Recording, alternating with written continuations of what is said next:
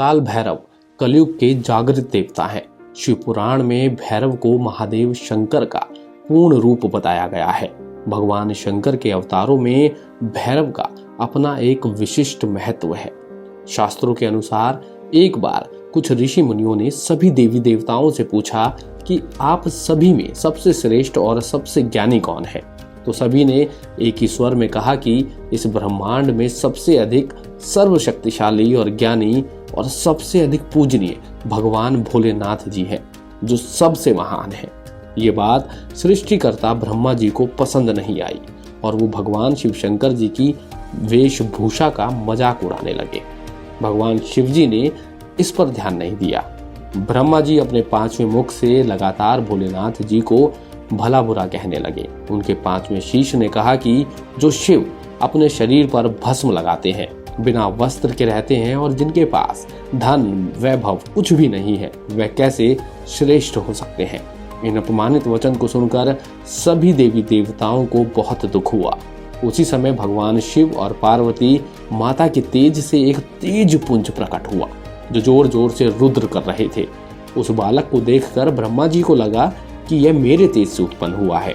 ये समझकर ब्रह्मा जी ने उसका नाम रुद्र रख दिया। उन्होंने कहा कि तुम मेरे तेज से प्रकट हुए हो, तुम भरण पोषण करने वाले होगे और तुम काल भैरव के नाम से जाने जाओगे। महाकाल के प्रचंड रूप में, बालक रूप में जो भैरव उत्पन्न हुए थे, वह ब्रह्मा जी द्वारा भगवान भोलेनाथ जी के प्रति कटु वचन को लगातार कहने के कारण क्रोध में आकर उन्होंने अपने हाथ की कानी उंगली के नाखून से ब्रह्मा जी के 5वें सिर को काट डाला और सब जगह हाहाकार मच गया।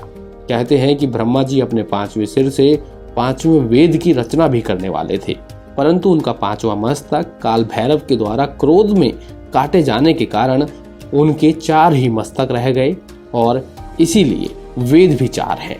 यहीं से भैरव को ब्रह्मा जी की हत्या का पाप लग गया और यहीं से उन्हें काल भैरव कहा जाने लगा। इस श्राप से बचने के लिए भगवान शिव ने भैरव से कहा कि तुम ब्रह्मा जी के कटे हुए मस्तक को हाथ में लेकर भीख मांगकर अपने पापों का कष्ट भोगो और जब तक इस पाप से मुक्त ना हो जाओ तब तक त्रिलोक में ही घूमते रहो। और फिर शिव जी ने कहा कि तुम बनारस में चले जाओ और वहीं रहो। भैरव जी जैसे ही काशी पहुंचे तो ब्रह्मा जी का शीश स्वयं ही उनके हाथ से छूटकर काशी में गिर गया और बाबा भैरव पाप मुक्त हो गए।